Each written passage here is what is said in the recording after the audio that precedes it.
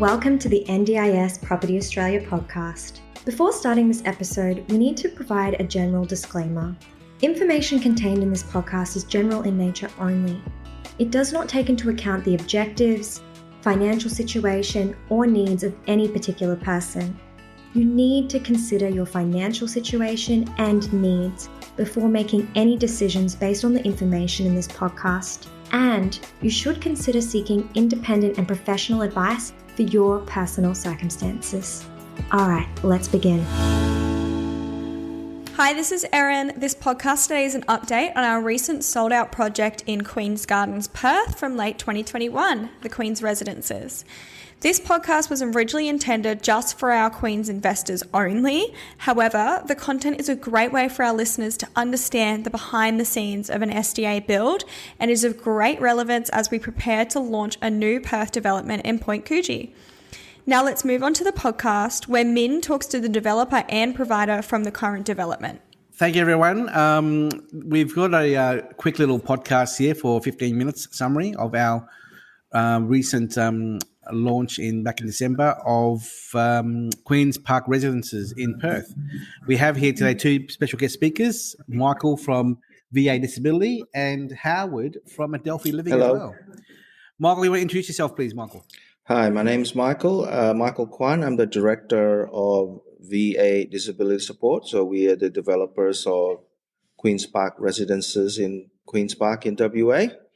And Howard here with me is the director of Adelphi Living, who is the care provider and also the registered SDA provider for the project. So Howard has 20 years plus experience in aged care and disability care. And I have 20 years plus experience in the development and real estate. Wonderful. Michael, can you give us a quick little summary of the project thus far? I mean, and what is the project? Yes, 14 luxury apartments in Queen's Park. It's not far from Howard's head office.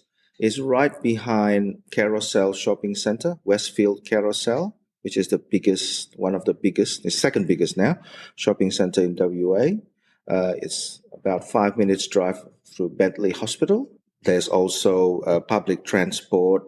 There's the council pool and rec center nearby where the participants can do their activities if they need to.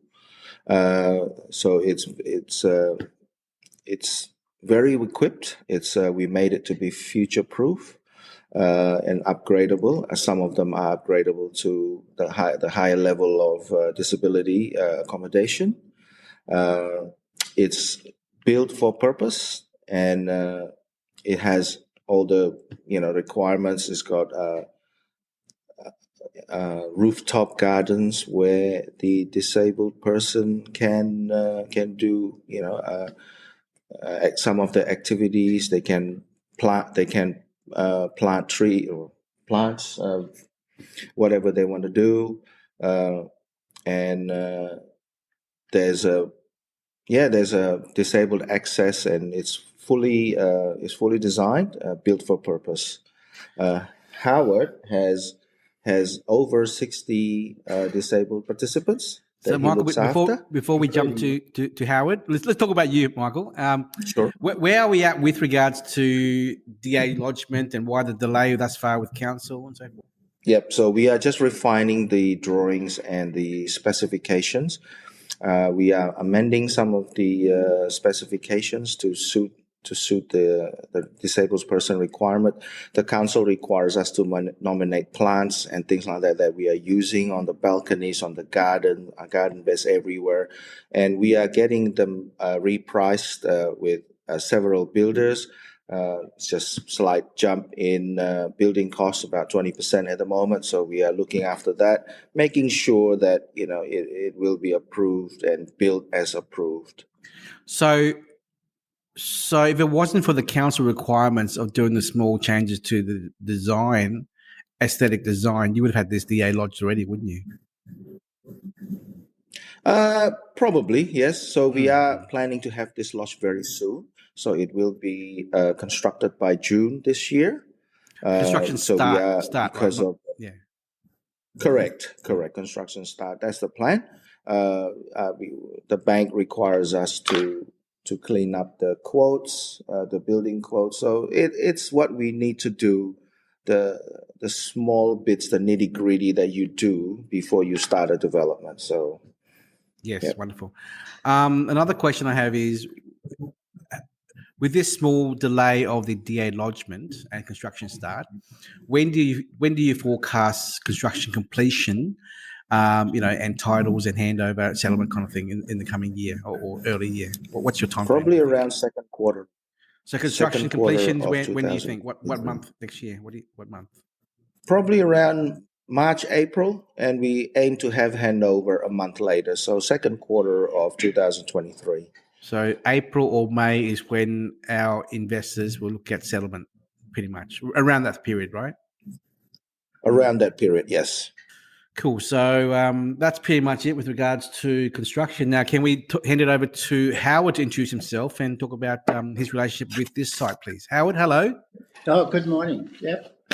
So I think Michael was being a bit kind to me in terms of my age. I was in the aged care industry for over 30 years, but I started very young. And during that time, I also had some disability homes under the old state scheme in WA, which wasn't a good experience for a few reasons. One of them, they weren't viable. And I was also on the board of a Mosaic, which is a middle-sized disability group charitable in WA. So I had a fairly good understanding of where the industry was. And when Julia Gillard announced the NDIS, I got very excited. Funding in aged care, as you're probably aware, is an absolute disaster, and the outcomes speak for themselves. And I got started looking at some smaller investors to do some SDA homes for me in south of Perth in Mandurah.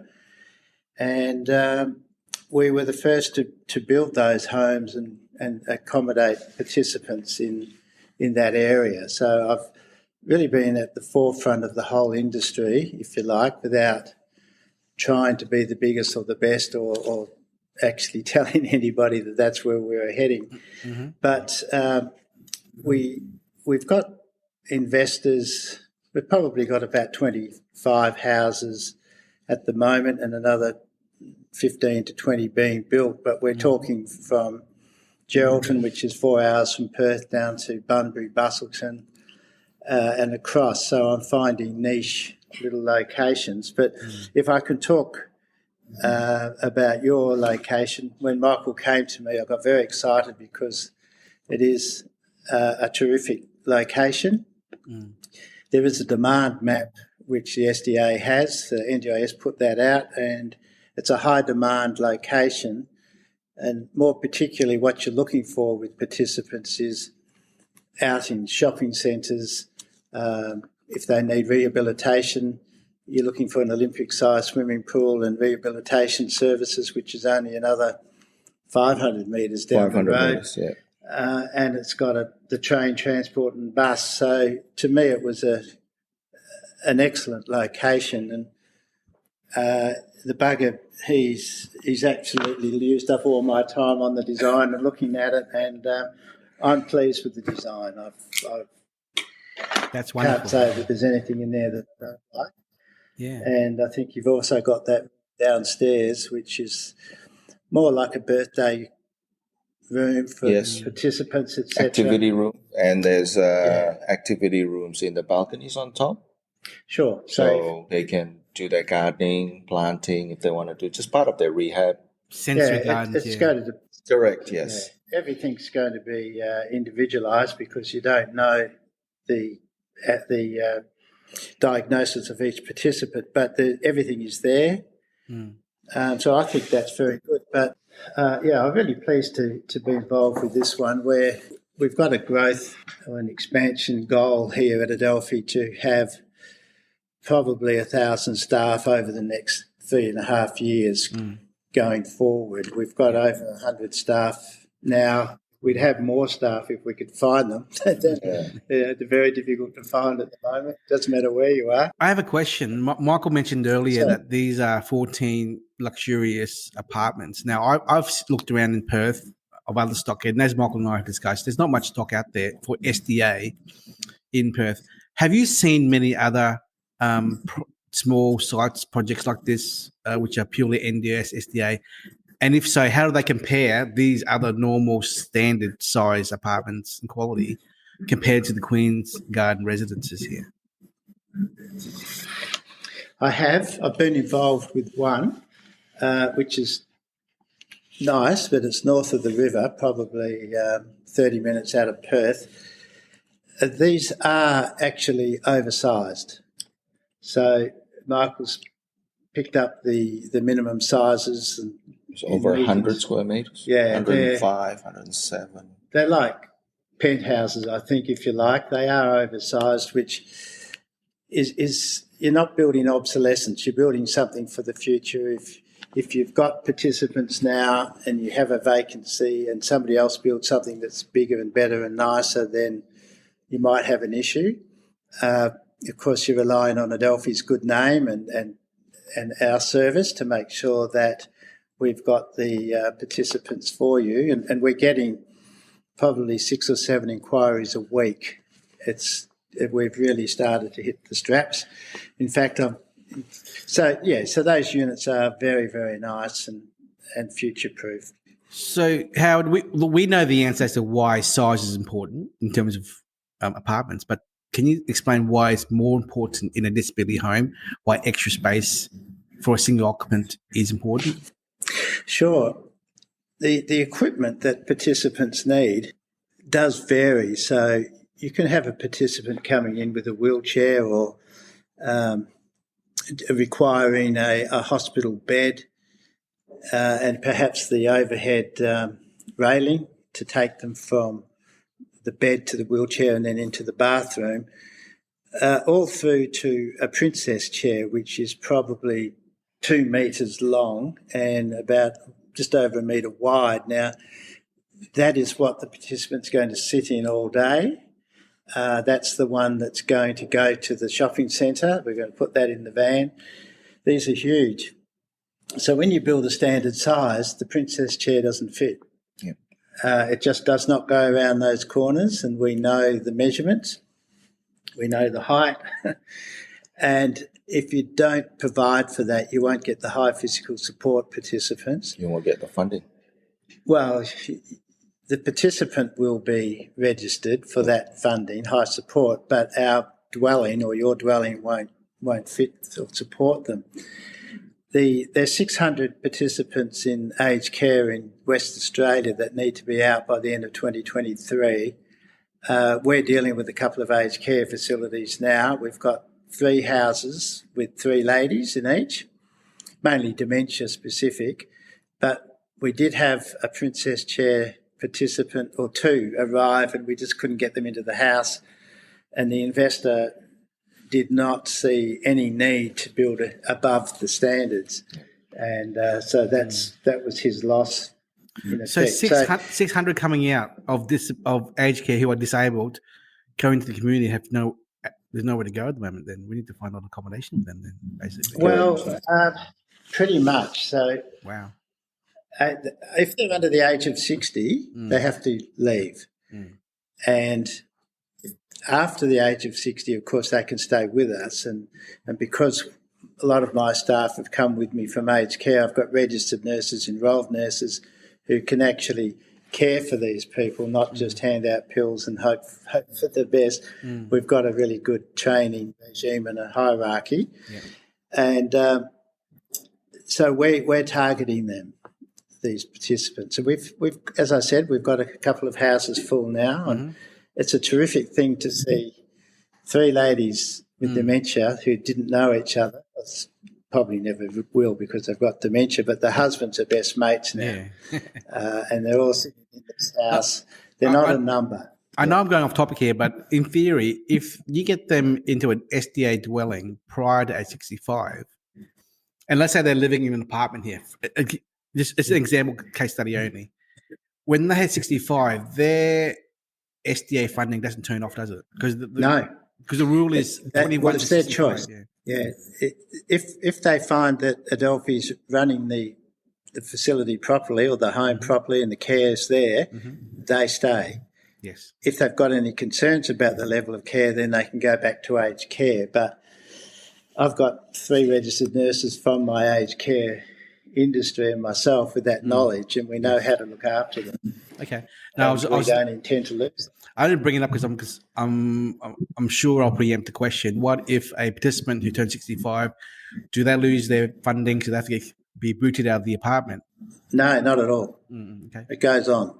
Yeah, gotcha. So, Michael, one of the unique designs of this complex is that there are OOA offices on every level. Is that right? You can explain that? Or there's 2 or 3 OOAs? Yes. Yeah. There's 4, I think, 4 OOAs.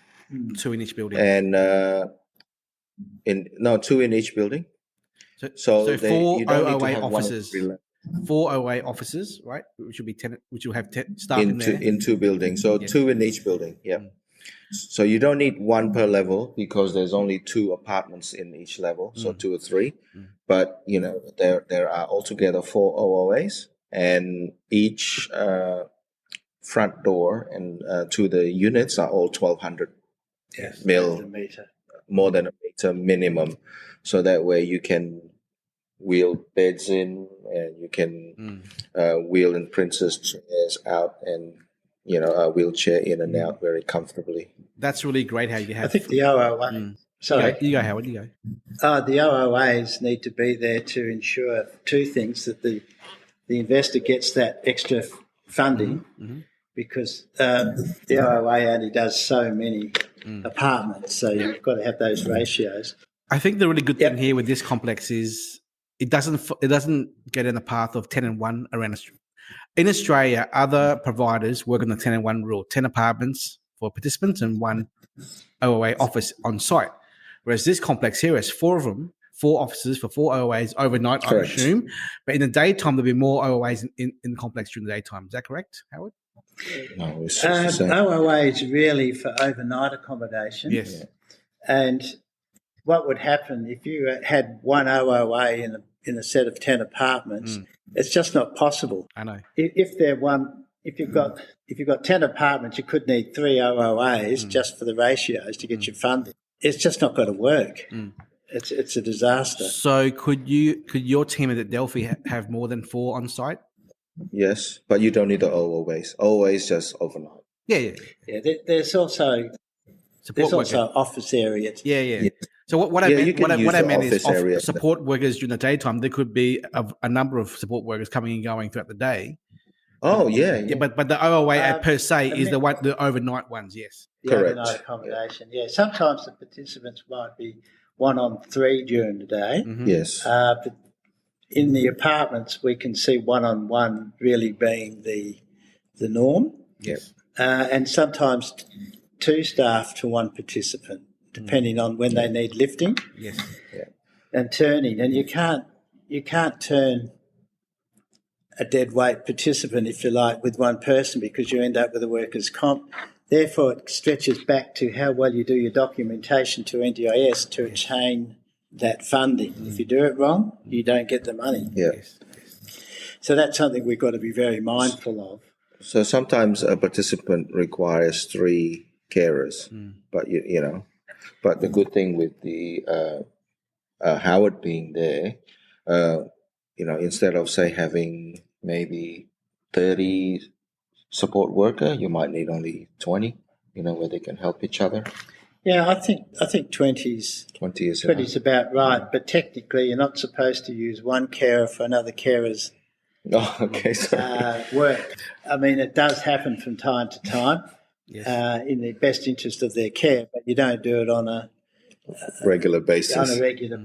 No, my bad. So I don't know. So just so I can let our investors know, Adelphi Living has signed an agreement with VA Disability. Is that right? To be the on-site support SIL provider, correct? That's right. Yeah. Wonderful. So we have an MOU between us. Yes. So what happens is Howard is now preparing the agreement between Adelphi Living and each individual owner. Yes.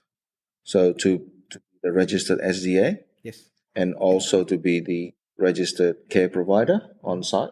Yeah, I've actually got my Notes. He's got his well, notes. I've got my what do we call it? Our first cut Yeah. from Lavin. I think I might have to sell my house to pay for it. Yeah.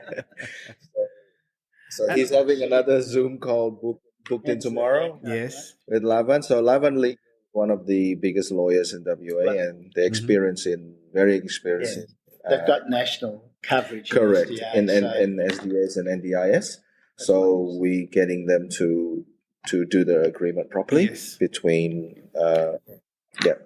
Just so the investors can understand from this podcast, they don't have to use Adelphi Living, do they? They're not forced to use it. I mean, they'll understand it's more convenient, more effective by having the care provider on site and the housing provider. Yes, I understand that. But at the end of the day, the developer and you and myself, we can't force them to choose any provider. They could choose who they want, up their own choice. Correct? Because the participants can bring their own care provider. So Howard is not the exclusive care provider. Yes. So you can nominate Howard to be the care provider, and Howard will find the participants. But there might be the case where out of 14, 2 or 3 participants come in through other care providers. Yes. But as far as the agreement with Howard, Howard has been gracious enough to provide us with a very, very economical and very cost-effective plan. Now, you can sign up with Howard, and it's non-exclusive, and we're getting that ready. Yes. So once it's available, then they can sign up with Howard, but it doesn't stop them from signing with other people.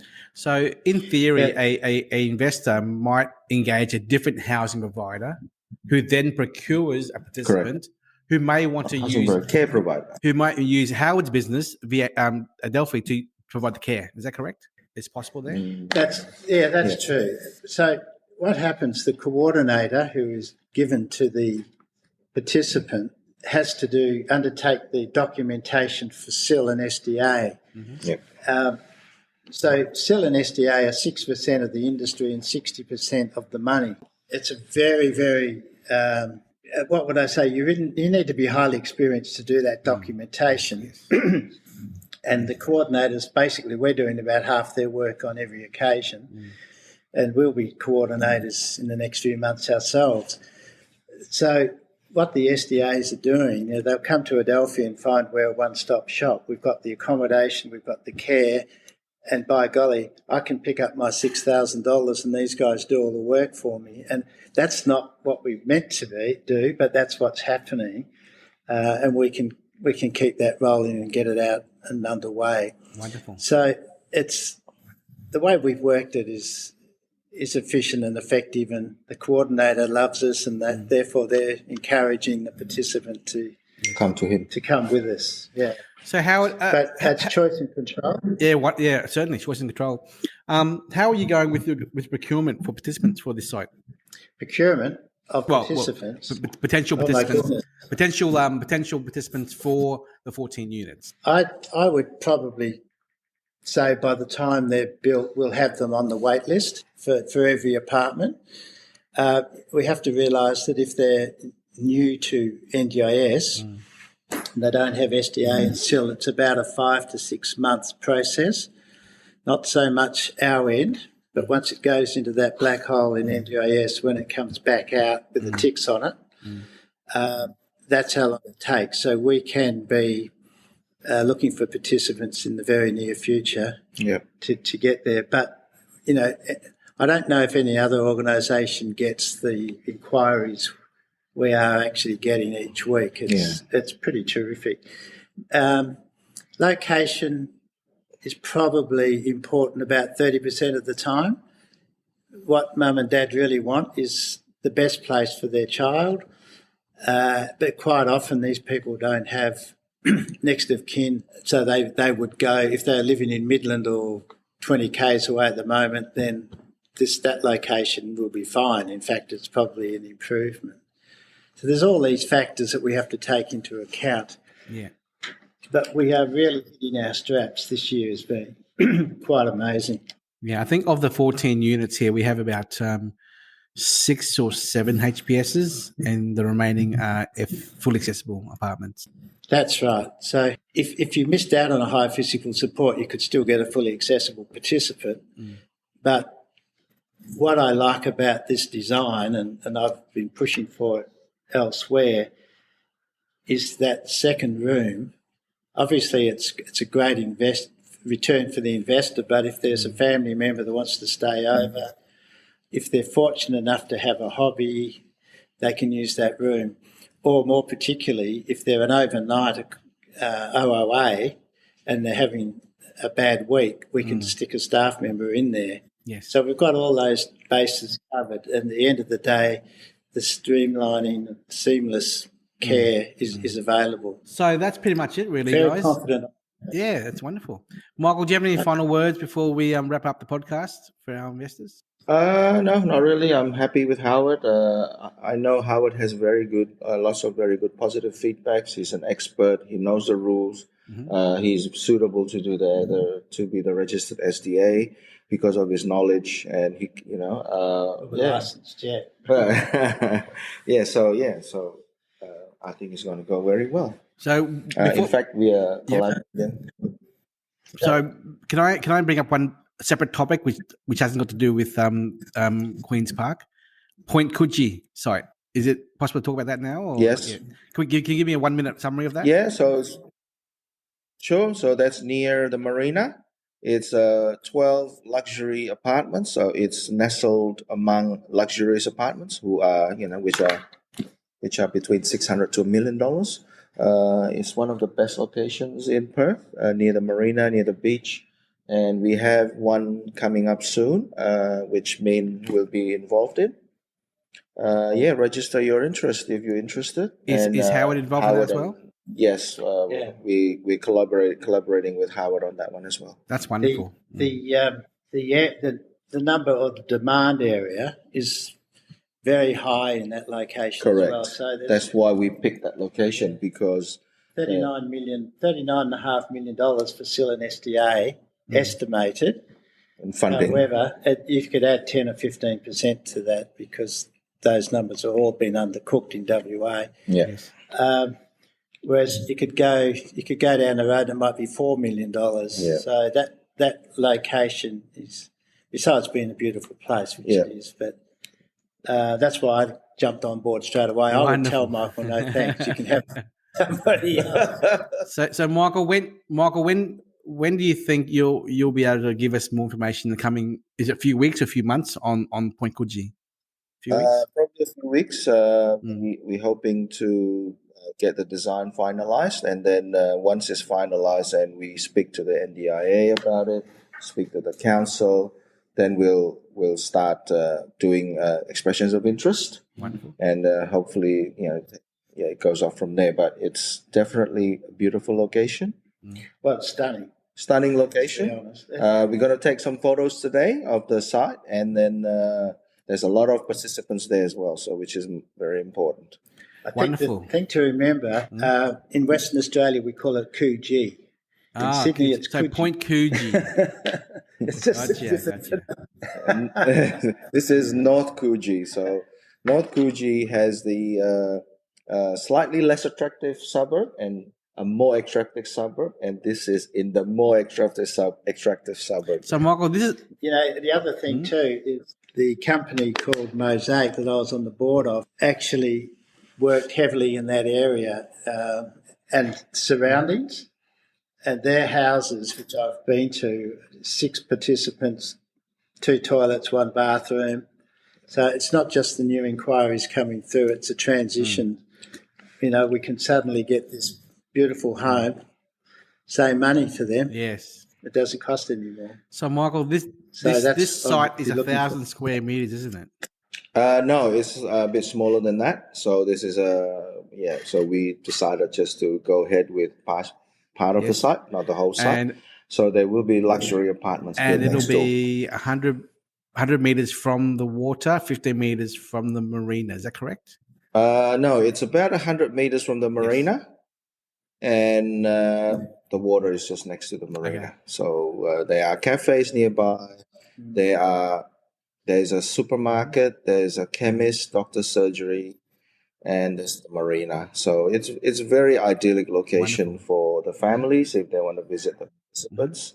And so it's a luxurious apartments as well. So it's not as close to the main shopping center, but it's definitely has its own attraction for participants. So if we launch this in the coming month or 2 months from now, we're looking at probably late next year or third quarter 2023. You reckon completion? Correct. Yeah, correct. So the developer who we are working with is very keen to get it started. So that's what we're doing at the moment, and we're getting it estimated because building costs at the moment has just gone up slightly. So we want to make sure that it's viable, and then we will hit the market once we know it's viable. Wonderful. Well, we look forward to helping you promote this to our investors and our listeners who are all very keen on Perth already.